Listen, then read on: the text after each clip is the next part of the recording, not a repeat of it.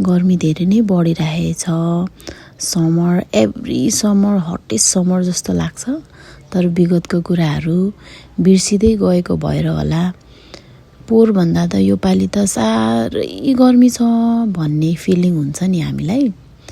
जसरी हामीले यस्ता कुराहरू बिर्सिँदै जान्छौँ त्यसरी नै हाम्रो जीवनमा भएको नकारात्मकता कुराहरू, दुःख पाइएका, झेलेका अनेक हैन शब्द अपशब्दहरू मनमा हामीले कुण्ठाएर राख्नु हुँदैन किनकि त्यसले हामीलाई सफल हुनदेखि पिछाडी गर्छ र घुलमिल हुन, माया प्रेम सद्भाव साट्नदेखि श्रिङ्क गराउँछ एकदमै।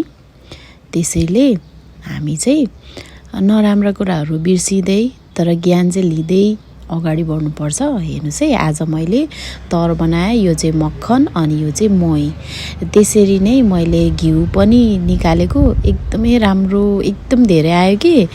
जति मही र तर निकालेको हामीले मक्खन निकालेको थियो नि त्योदेखि धेरै नै घिउ हेर्नुहोस् न।